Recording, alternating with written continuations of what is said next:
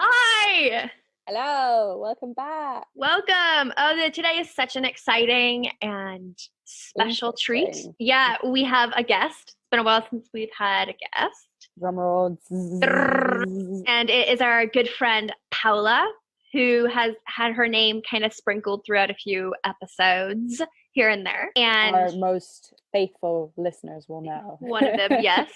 So we're going to keep it like super lighthearted today and talk about fascism, particularly Nazis, and knights and masculinity. So, you know, your casual holiday season vibes. I remember, weren't we going to do like the Netflix night before Christmas? Oh, yeah. But it's Night Before Christmas, and it has like Vanessa Hudgens in it. Yeah. Well, maybe we'll do them next week. Or maybe when we're on our hiatus, we can just do like a Instagram, Twitter kind of side thing, because I do feel like that's inevitable. So before we get going, for those of you who don't remember, I'm Megan. And I'm Ella, and welcome to Modern Medieval, the podcast. Yeah, we're going to introduce Paola after I do the surprise clip for both of them, because I just think that it'll be something quite funny. It's about 2 minutes or so bear with me. I guess I'll give it a preface before. For those of you who want to know what it is, I guess I'll give a little preview to it. It is from the final kind of confrontation scene in Indiana Jones and the Last Crusade, which for myself... I knew you were going to do that. I knew you were going to do that.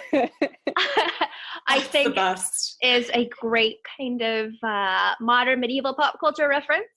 So we are going to be looking at when Harrison Ford, who I think as Indiana Jones is a good visual for us to consider, I think with where Paola is going to go, and him meeting the last, it could be Knight Templar or Knight of the Round Table, complicated in this very medieval tavern cave as they choose the Holy Grail.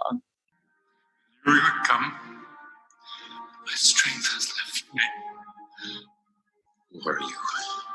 The last of 3 brothers who swore an oath to find the Grail and to guard it 700 years ago. Time to wait. Strangely dressed for a knight. Not exactly. A knight? What do you mean? I was chosen because I was the bravest, the most worthy. The honor was mine until another came to challenge me to single combat. Pass it to you who vanquished me. I don't have time to explain it.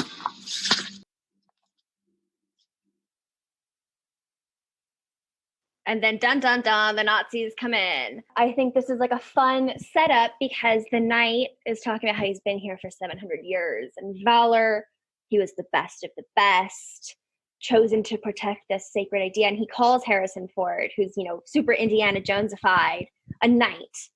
And so I guess this begs questions of appearance, aura, what is masculine? Because Harrison Ford has been seen as this very like grumbly, strong masculine character. And I think that because also Nazis are present and it's about knights and it's a super medieval setting, it's a great setup for Paola. So hello. Hi.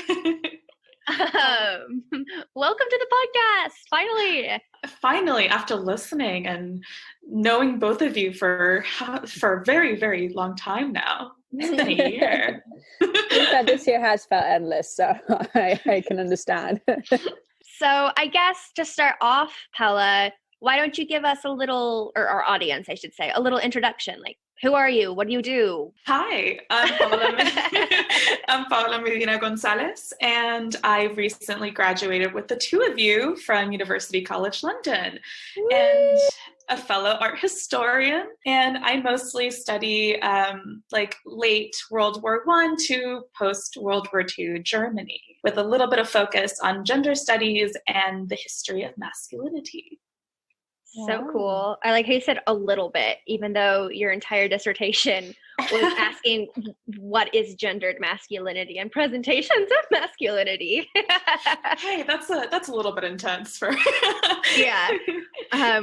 We were talking before we recorded, and so today we'll definitely have Paola back. So today's a bit more of a not a prelude, but an introduction, because we have yet to discuss what is masculinity and what is femininity and how does that relate to the medieval, especially because it's such a trope and such a kind of, I don't want to say commonplace, but chivalric codes, you know, being polite, knight on shining armor. Oh, you saved me. I mean, like any rom-com, you know, so we haven't done that really yet. We've talked about it. We've alluded to it, but today we're doing the deep dive.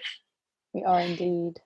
Yeah, especially it's masculinity has so many different definitions, and it's so new that even the medieval is sort of still tackling what it exactly means to be a masculine figure. Yeah, well, and also, so in preparation for today, yeah, masculinity questions are definitely prevalent. And I read this book review From Boys to Men, not the like band, but a book by medieval scholar Ruth Mazokaras, and the review is written by medieval historian John H. Arnold. And at the end of this review, which I'll probably bring up a few other questions because this book sounds really interesting, he posits the question, I'll just do a quick quote, but one wonders whether a question on perspective becomes somewhat key here. So in this study of medieval masculinity, the sense in which rather than masculinity being simply achieved, in quotes, and thus gained, masculinity is a thing done and redone in a number of different ways and seen as successful or otherwise from a number of different perspectives. So this is a question of not just not woman or not boy or not beast, but this whole plethora or spectrum of what does it mean to be masculine and how does that exist? So. Yeah, without going too deep into theory, basically in the 90s, this great writer called R.W. Connells wrote this giant book on that. Like the TLDR is, there's no such thing as one singular masculinity. Instead, there's an infinite amount, because it's based on the value of male identifying people and what is held important in their culture or location, status, and it goes into race, religion, class. So it's a very, very complicated. And to just say there's one definition is doing a disservice. So when with this kind of field, what kind of questions do you have to ask yourself before you start the research? How is it? Because it sounds like possibly very complicated to break down. Yeah. And just quickly off that, do you ever find a challenge in asking those questions as this is actually an assumption on my part, but a non-male identifying person?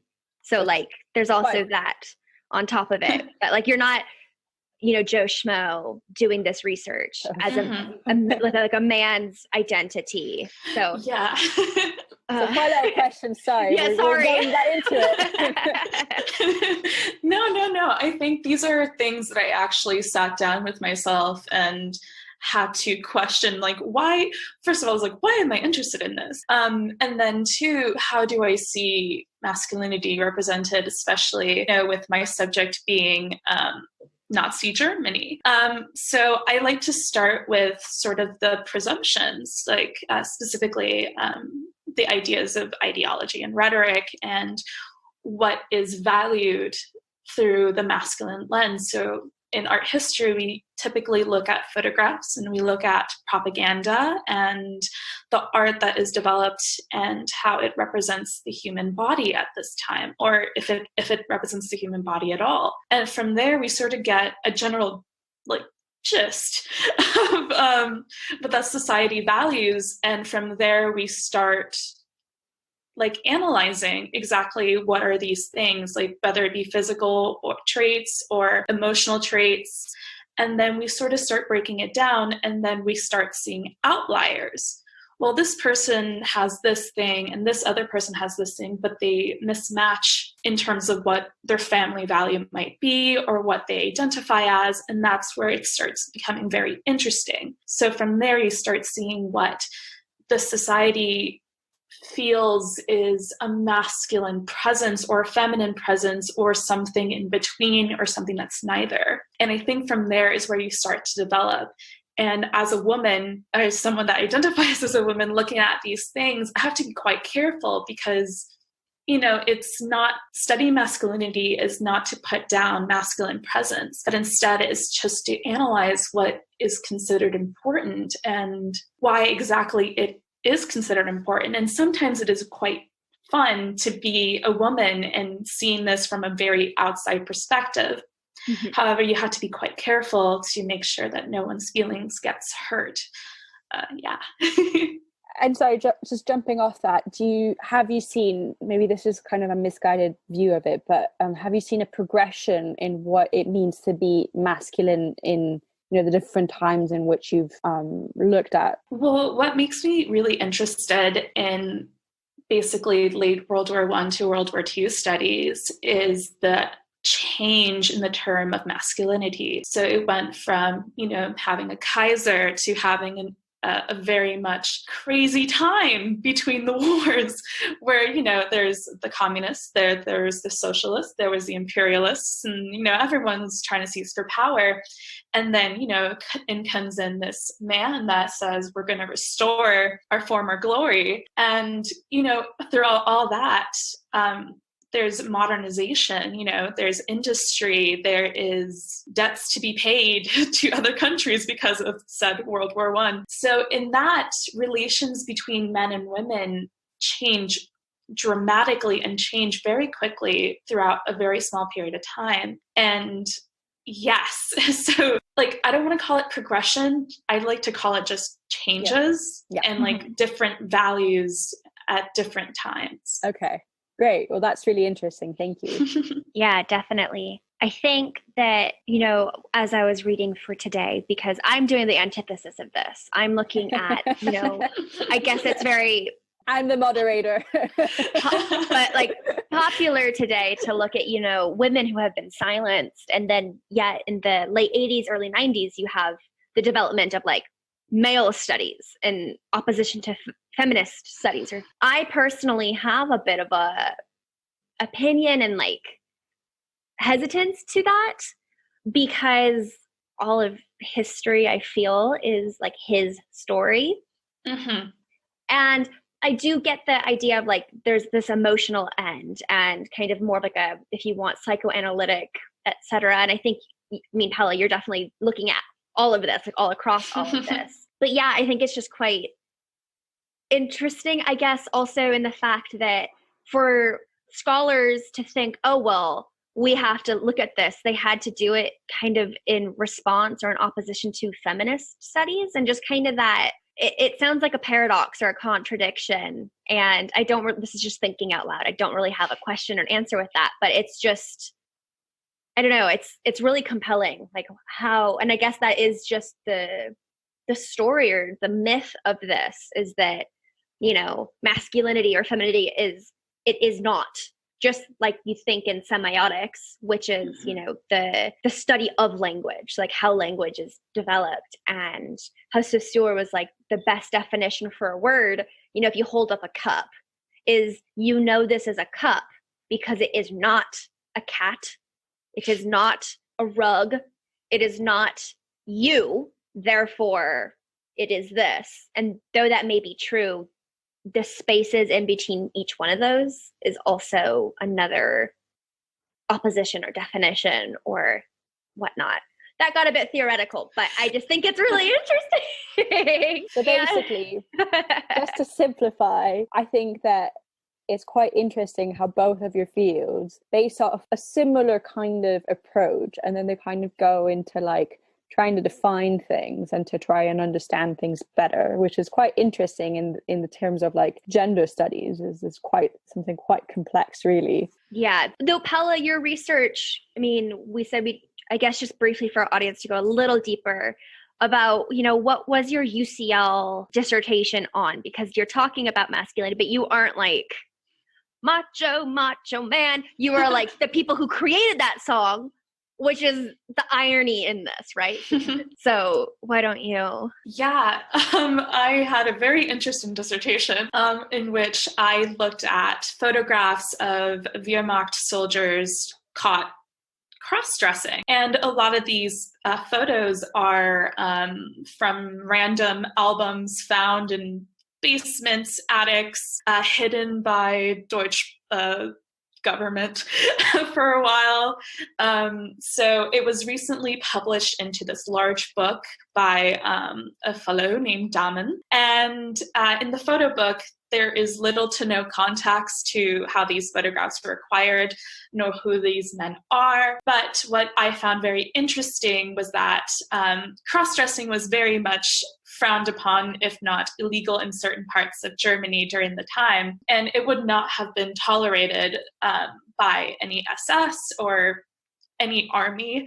It was not allowed at all. Cabaret, everyone. Sorry, continue. But yeah, like take for instance the movie Cabaret. So I basically wrote on, okay, so if this wasn't allowed, why was it still happening? So I looked at a number of factors. One was, Bavarian culture, where men would dress up as women, or they would just dress up as not men, and they would celebrate and have like really cool festivals. Then there's also the performance aspect that was happening during World War I with the Deutsches Heer, and but that was the First World War. Some of them were veterans of that when they came into the Wehrmacht, but not all. And then most of my research focused on the possibility of queerness as a presence within the army, which is not to say that the men were gay or they were homosexual, but instead that moments of pressure can create a desire to be outside of one's body.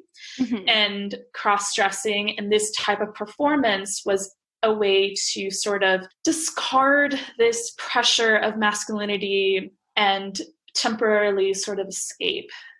And that's like one possibility.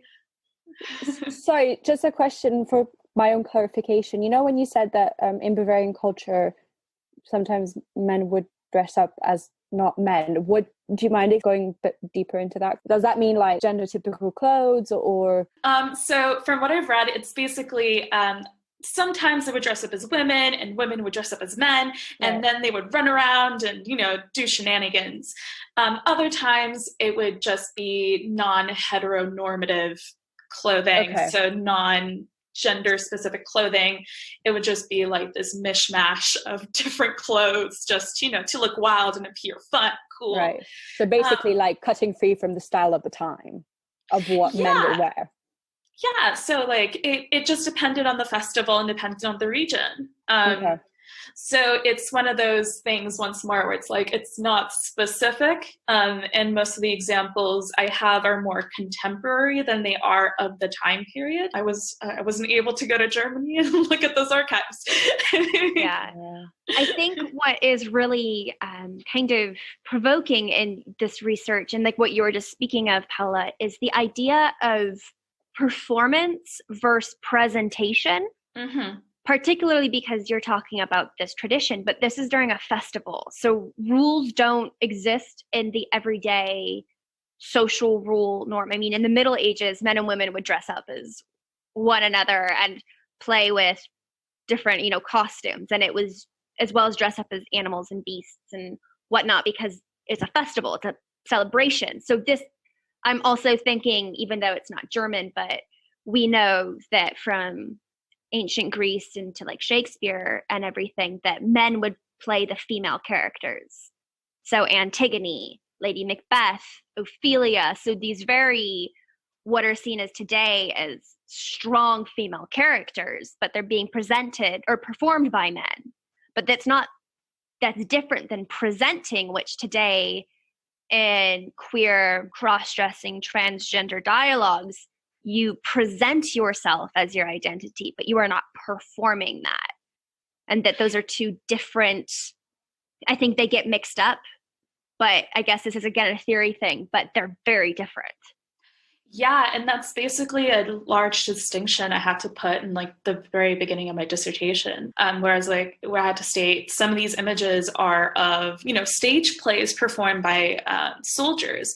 And at the time there was no women present, so they would have to play the female role. And those images, as interesting as they are, those were not really what I was interested in for my dissertation. I was interested in the images that were very ambiguous in nature.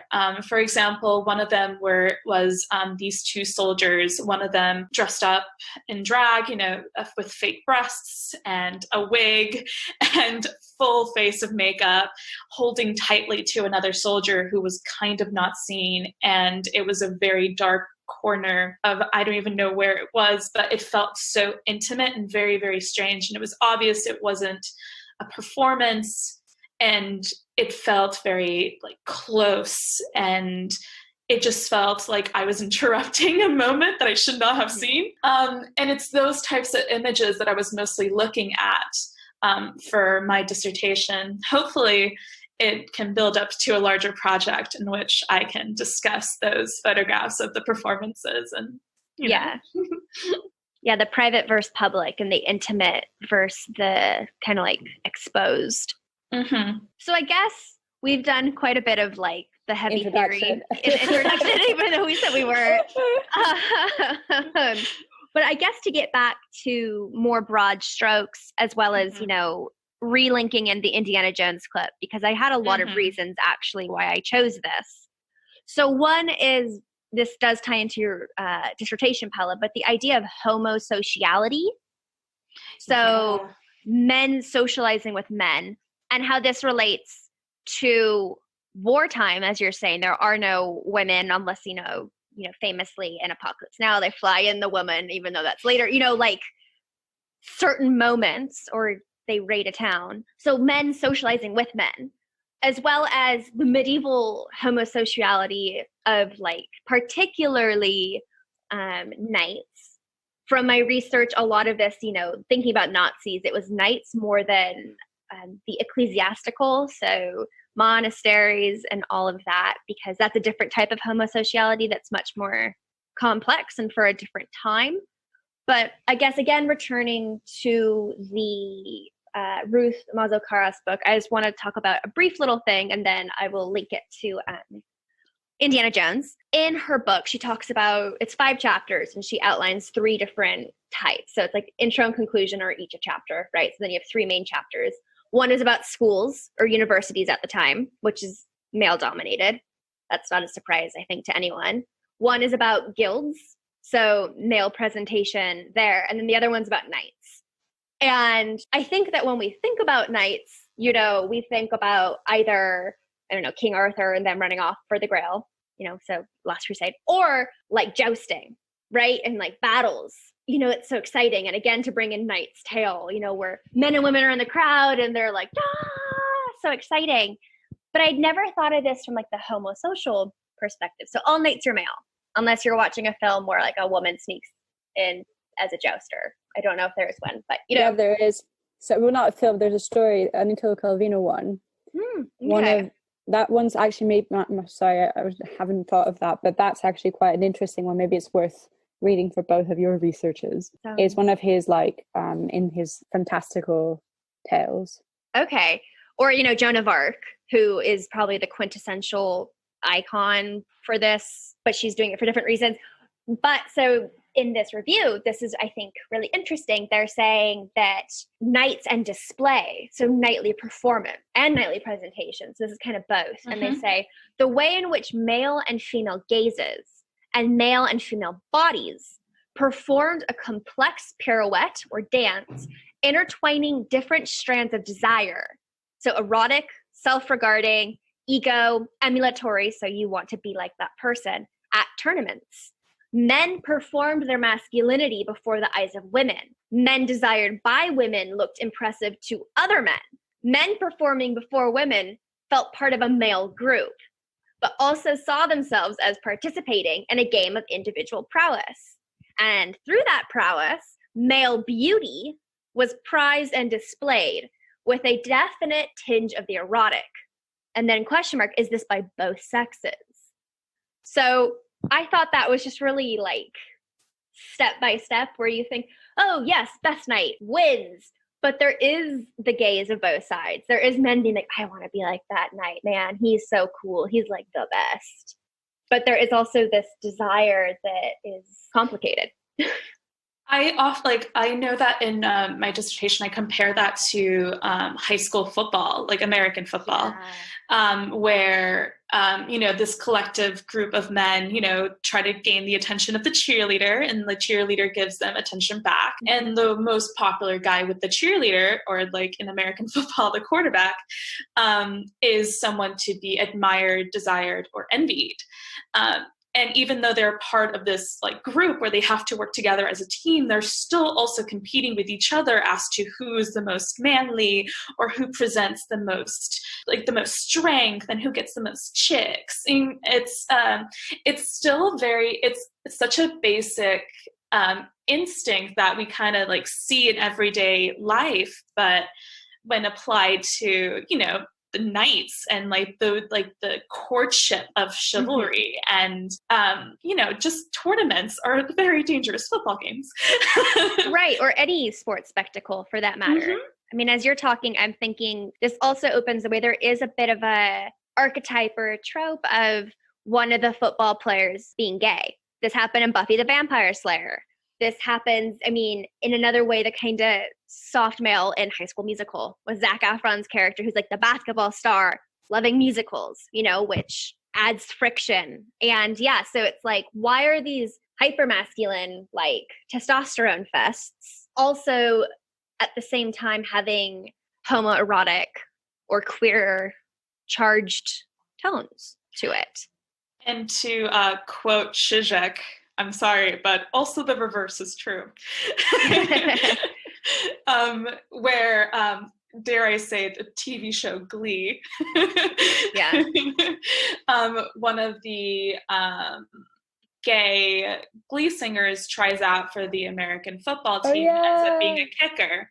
And his dad finally accepts him because he showed masculinity despite presenting a less masculine presence, where it's that can go into queer coding, which can be an entire different thing. Yeah. And for those who have watched that scene, he kicks by putting All the Single Ladies by Beyonce, and it's quite funny.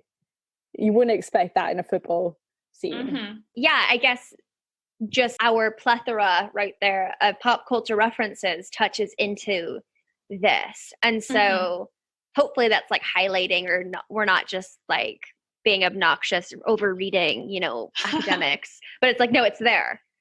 And it's kind of, said, if it makes it to pop culture, I'm just thinking of the scene in Devil Wears Prada, where Anne Hathaway's character is like, it's just blue. And then Meryl Streep rips into her, and it's like, well, actually in the high fashion and this year, and it trickles down, and then you got this in a sad box somewhere. But that's how it works, right? Like there's something that is a lived truth that then is written about or performed, or something that then trickles down into becoming these kind of repetitive themes or something. And we see that in Indiana Jones.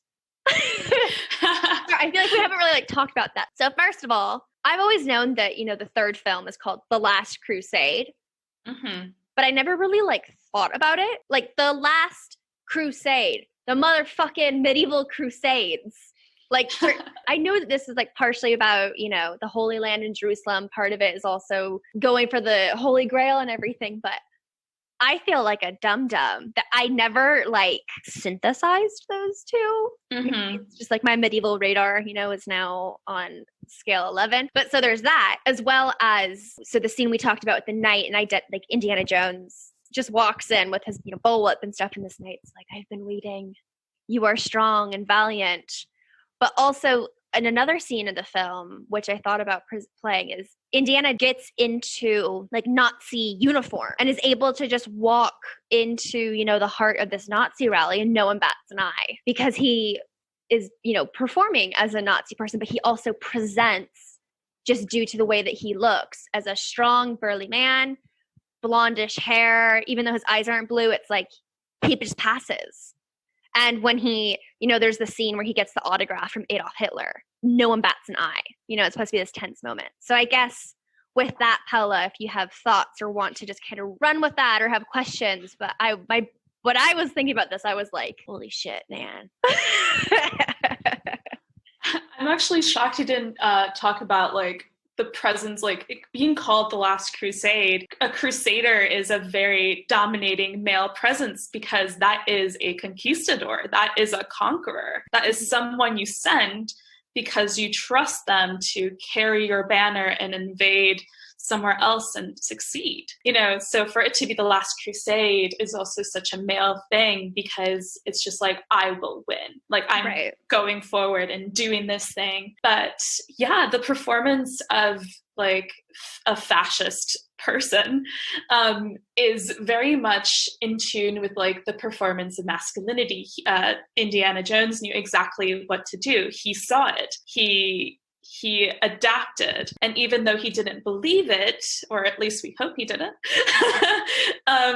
during the scene, his performance of it shows also the fragility of masculinity in itself, where as long as you just copy what everyone else is doing, you just get away with it and it continues to perpetuate.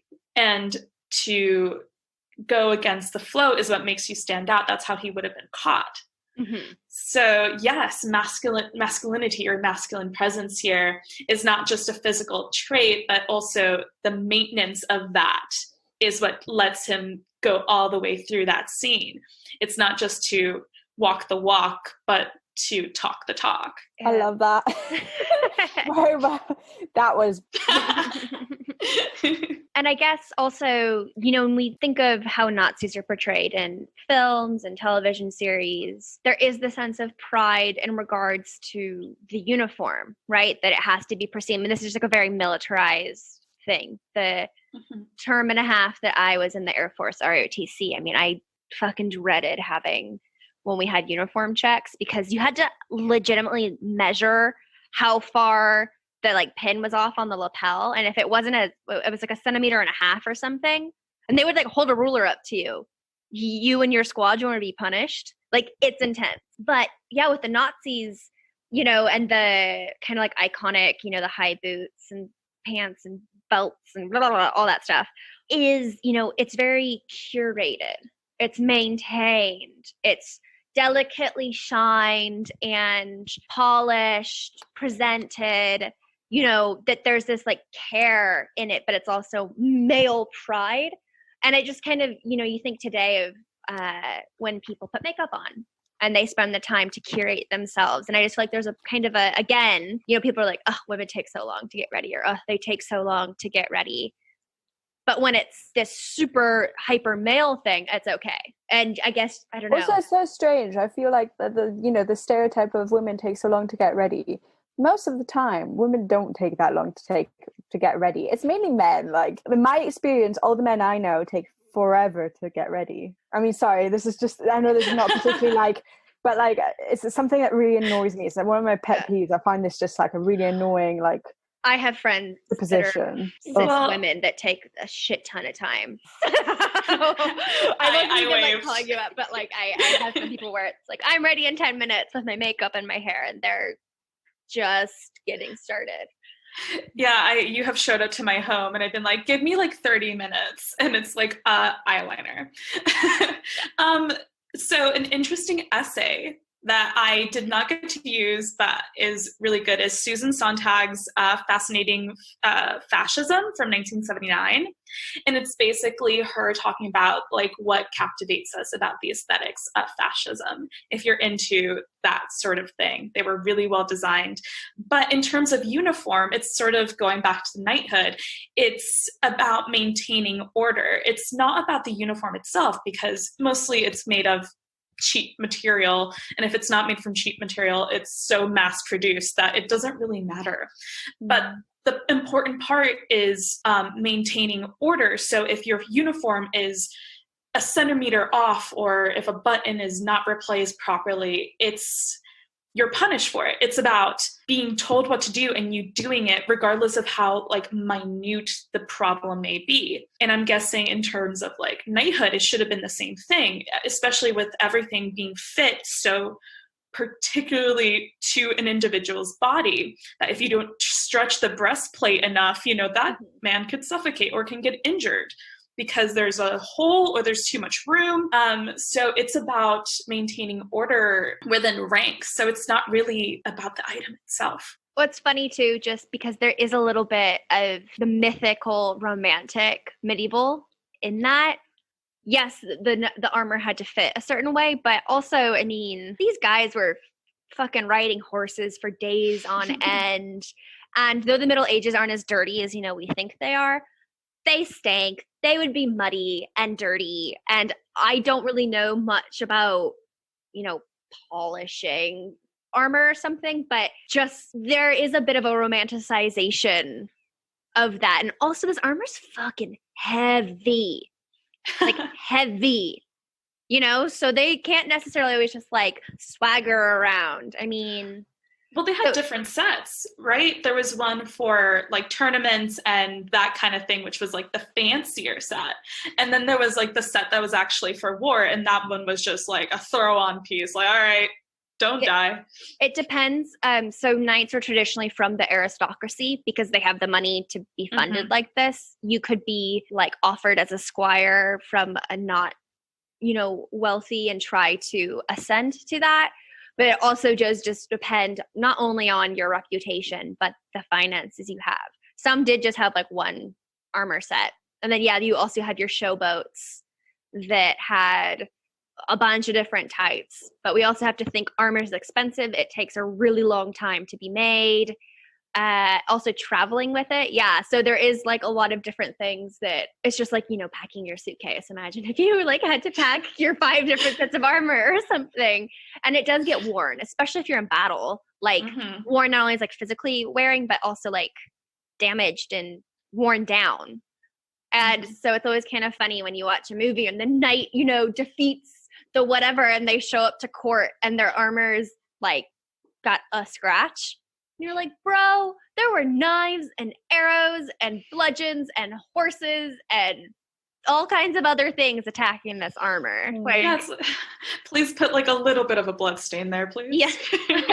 Not all of it, but there is a bit I always think is funny. Elo, do you have any thoughts? I feel like I keep going back to the Italo Calvino book for some reason, because it's called The Cloven Viscount, and it was published in 1952. And it's really interesting because it's this scene where you have like a knight who's in battle, and he's great, and he's elusive and everything, and he's really important. And then you have in the backstory the fact that this is actually a woman, and so you have the hyper masculine that is portrayed onto the costume, and then behind it you have like, what is considered to be the complete opposite. And so it's quite interesting. I keep having images of comparison while you guys are speaking about these things, which I know very little about, and I keep having this vivid like visual in my mind of like, oh god, this is so relevant.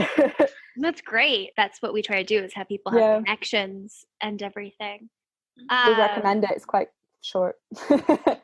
Definitely. You've mentioned Calvino a few times, so definitely get on that. One other Indiana Jones link, and I think this is again a broad stroke.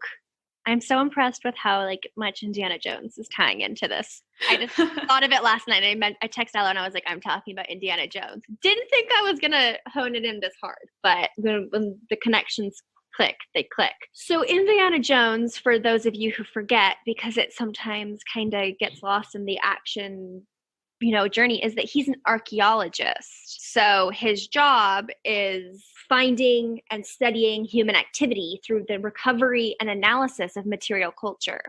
So, artifacts, going to digs, as well as just like in the museum.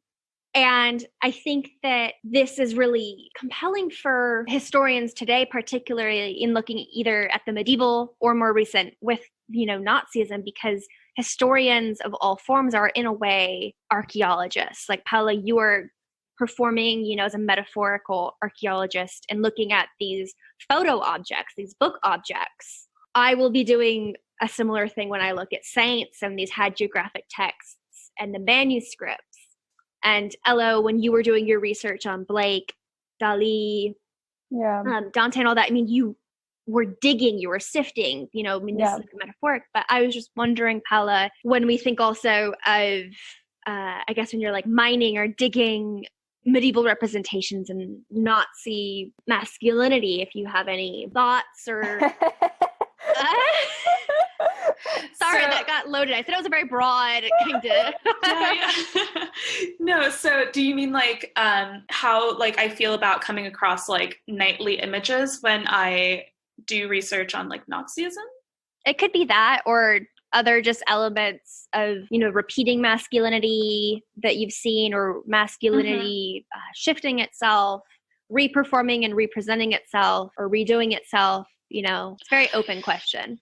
Yeah, I would say it's sort of like a nostalgia factor. Oh yeah, 100%. Where sorry. So usually, like for example, with Indiana Jones, particularly, it is looking back at this idea of masculinity in the 30s and 40s. You know, especially the first Indiana Jones, Hitler technically hasn't risen to power yet. And, you know, he's out there looking for the Holy Grail. And so we're attaching all these ideas of what it meant to be a manly, macho, historian, intelligent man in this time period during this time of war in the United States going into other countries. So it's a very specific idea. And we're applying a very general coat of paint on it. You know, Indiana is shown very strong, independent. He doesn't need anyone until he does. And, you know, like he's shown as this like macho, singular individual. It's him against the world. Yeah, he's the cowboy instead of the knight in a way. Yes. And it sort of manifests into us, the audience, either wanting to have him or be him or envy him. So it goes back to that sort of performance, but, you know, instead of like the actual physical person in front of us, it's just like that separation with the audience in the film. But when it comes to studying, you know, Nazism and its connections to knights, there's a lot of images in actually all the way back to Kaiser Wilhelm II. So even before this, like even before the end of World War I, where he's shown as he's dressed up as a monk as a part of this like knight secret society. I can go into it, but it's a lot. This is for another time then. Another time. But it's this image of the knight, and it's used to link not just this idea of masculinity and tradition and heritage, but also it's linked to its own past. So it's like reflecting like the history itself. So Germany, including Austria and Prussia, they were part of the Crusades. This entire land was also taking part in the Crusades. It wasn't just England. So it's a tie into their own medieval history. So it's sort of looking at the knight or the figure of like the medieval in this like, nostalgic, like, see, this is when we were great. Yeah. This reminds me of that. Do you remember what we did with Bob when we saw that project, that photographic project on like... Oh, the Modern Knights project? Yes. This is... yeah, I don't remember the name of it, but... We'll put it in the comments. But that reminds me of that. It's so interesting when studying this, because first of all, in preparing for today, the Nazis definitely did this, and it's a big research field, but they're not the only ones historically who have ever done this. And then second of all, how mythological this past that they're talking about is, because nation states, as we think of them today, as they were thinking of them, didn't exist until the early 19th century, like it just wasn't a thing. These were different kingdoms that had shifting borders. They were different tribes. They were different like dukedoms and everything. And so it's always just kind of funny because like when I think of even this, you know, studying certain like monasteries or something where at one point they were German. What is German? Because you had like 3 different types of areas that intersected, or, you know, you think of like, oh, well, Norway and Sweden are different. Nope, that comes from like Saxon, Anglo-Saxon. This is all coming from like the Germanic French area. And it's always just kind of, I find it so interesting, the like mythology and lore around what this past is. And of course, the Aryan manufactured past of the Nazis plays on this, and then, you know, tries to point itself to elements of, I don't know, the Bible or something like that. And because there's one word, you know, and create this whole history. And I always just find it really interesting. I mean, like in my research with Poland totally does this. 100%. You know, England does it. Ireland does it. France does it. Italy does it, but in different ways. But yeah, this medieval dark era, I guess because it's seen as dark, like if no one knows, you can just do whatever the fuck you want with it, which we're discovering isn't true. Well, but it's so interesting, isn't it? Like, also, if I was thinking about like fascism and Nazism, the whole Mussolini's thing was going back to like ancient Greece. Yeah. And so like the fact that like, I mean, obviously, you know, all the other political stuff and all the horrible stuff, but like the fact that like fascism and Nazism at one point or another went hand in hand is interesting, because like the reference points are completely different. And in fact, like Mussolini's whole thing was like, you know, like the ideal Italy, which is just the Italy that was like way millennia long ago. Yeah. Well, there's like that fondness to go back to a better time, and I did that with quotation marks. Yeah. You know, like it can go all the way back to even the Victorian era, where all these rich Victorians were building medieval castles, you know, in the middle of nowhere, just to recreate this sense of simplicity for themselves. And in a way that can manifest through political movements, in that instead of addressing whatever current issues are happening, it is easier to go, well, it was easier back then, so let's go back to that, without considering that maybe the past was just as complicated. It just had different problems. Yeah. Or there was just, you know, the Middle Ages were full of so many wars and battles, not just big crusades, 100 Years' War, War of the Roses, all this stuff. I mean, there were like just, you know, day-to-day stuff. Yeah, I was gonna go, there's like a lot going on there where you're like, man, let's go back to this time. And you're like, but that's the pastoral romantic, which we talked about with like Janina and Amelia. Because with Amelia, we talked a bit about the Gothic revival, which you're talking about, Paola, or referencing. But yeah, I think knights are just such a fascinating like trope to consider, because they are linked to this hypermasculinity and have been repurposed for like problematic causes, you know, like fascism. But then also they're called upon. America, Canada, England, France all use knight imagery during World War I and World War II. So I guess kind of like a little question for you, Paola, is, you know, before delving into this kind of like field, did you ever think about Middle Ages, or like what kind of relationship did you have to it? So for me, the Middle Ages was always divided, because, you know, I grew up Hispanic, Latina Americana, but not really. So I'm from Puerto Rico, the Caribbean. So my relationship to the medieval was always sort of split between what was the European medieval, what was my island's medieval, and then what was the rest of Latino America's medieval. So I grew up learning those three distinctions, because up until, I want to say like ninth grade, but like sixth grade United States, most of my exposure was through education in Puerto Rico, or a mix of Puerto Rico and America and the United States. So for me, the medieval looked very, very different depending on the context I was given. So sometimes someone would say, well, yeah, the medieval. And I would think, you know, what was happening in like Mexico, and what was happening in Chile and Argentina with all these different tribes and, you know, different cultures. And then someone would be like, no, like Arthurian medieval. And then I'm like, oh, okay. So the one with the shiny swords and the clinky armor.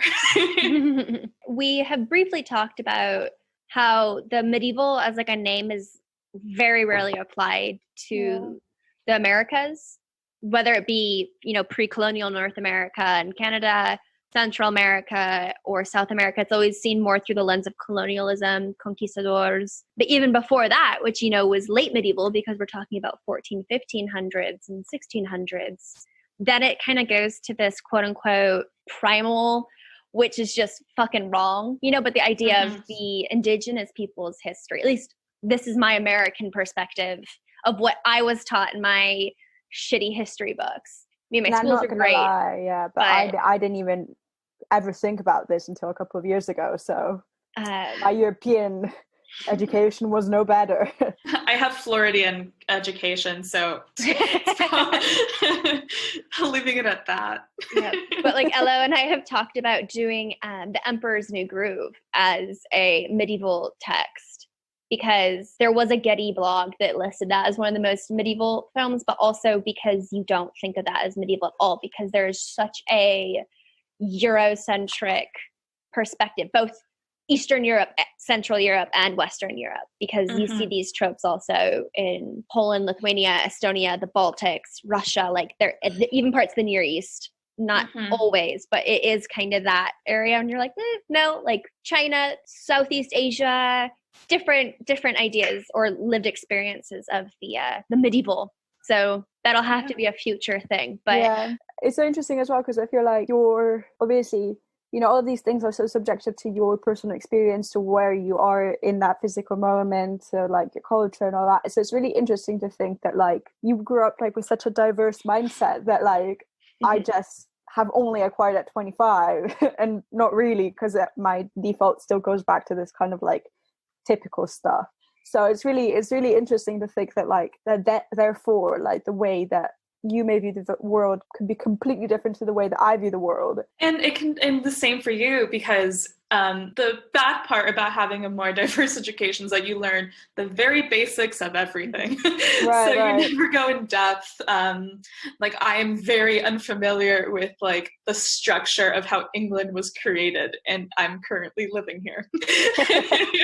You know, so it's really fascinating, I think, also for all of us to just get together and talk about such a broad thing, modern, medieval, and then we're going 10 different tangents. Yeah. I guess to kind of follow that and bookend this conversation, Paola, what is your like favorite medieval fact, tidbit, pop culture reference, whatever? We asked this our guests. So I think this technically counts. The dancing plague of 1518 in Strasbourg. Yes, it's right at the cusp of the medieval. You're talking about like beginning of early modern. It could be contested, but it's all right. We'll count it. This is like the Tarantella plague, right? Where people dance to death and everything like that, or exhaustion. Yeah, they dance. They like died from exhaustion. I just think it's absolutely wild, because there were like 15 people were dying a day, and they still have no idea if it was actually real. 2, how did it spread? And 3, just what did that look like? So it's like theorized that it's either like mass food poisoning or mass hysteria. And it's just like, those are 2 different ends. Yeah, I think I listened to an episode of the podcast Lore, and if I recall, it was like something in the bread that caused, like last week, Elo, in one of our fun facts, I said there was hallucinogenic bread that was because of the bacteria. So it might have been something like that. But I guess also going off that, Paola, why is that? Like, why do you think that's medieval? Like, because it is such a late medieval, like, what? I'm just curious as to why that's like, is it just because of like the spectacle and like not understanding it, or that like interests you, or like, I don't know. I'm curious because it is such a late medieval thing that I just love the morbid. Let's just start there. Cause it was between this or the trial of the dead Pope that I was going to bring up. Either one is amazing to me. It's a mix of like a little bit of that true crime and like disease. And no, I think the reason it literally popped into my brain is a little bit boring. I was listening to either Lore or I was watching another YouTube channel, and they were talking about it, and it just like it stayed in my brain. But also the fact that where it took place, it's now technically in France, but it was part of Germany, but then it switched back and forth. So for me, like I kind of associate the medieval as a time of borders are just suggested. It's true. where it's like we can be in either country and no one cares because they have real life problems, like a dancing flag. Well, and I also think that I wonder if subconsciously or on some level, like Elo and I talk about this all the time, where, oh, it's weird, it doesn't make sense, it's medieval. Like that's something that happens even today where, you know, something happens and it could be totally contemporary, something that's so, 2019, 2020, whatever. People are like, is that during the Middle Ages? Because it just doesn't make sense. And it's just funny that's such like a socially ingrained kind of thing. Oh, this is weird. This doesn't make sense or isn't whatever. And you're like, it's medieval, which is great for us. I love it. But it is just kind of funny. It keeps us going. It keeps us having stuff to talk about. So, Paola, speaking of stuff to talk about, where can our audience find you? I'm currently mostly just available through Instagram, and please do not laugh at my Instagram handle. It is Goth Art Daddy as one full word. I love it. Great. And so we'll put that link in our show notes. So maybe you'll get some new followers. Yeah, maybe by the next time we have you on, you'll have a different or an additional thing. And if not, that's cool too. Fingers crossed. Elo, we do not have just one place to find us. Oh, I know. We're quite complicated, aren't we? Yeah. So on social media, you can find us on Facebook by typing Modern Medieval Podcast, and you can find us as a group or as a page. On Instagram, you can find us by typing podcast.modern.medieval. You can contact us via email if you've got anything that you want to talk about, typing modern.medieval.podcast@gmail.com. You can find us on YouTube by typing Modern Medieval Podcast. You can find us on Apple Podcasts, Spotify, and Amazon by typing Modern Medieval Podcast. And finally, our Twitter sphere. Yes, Twitter, last one. Woo woo. Find us on Twitter at the handle @medieval_modern. Until next time, I'm Megan. And I'm Ellen. And this is Modern Medieval, the podcast.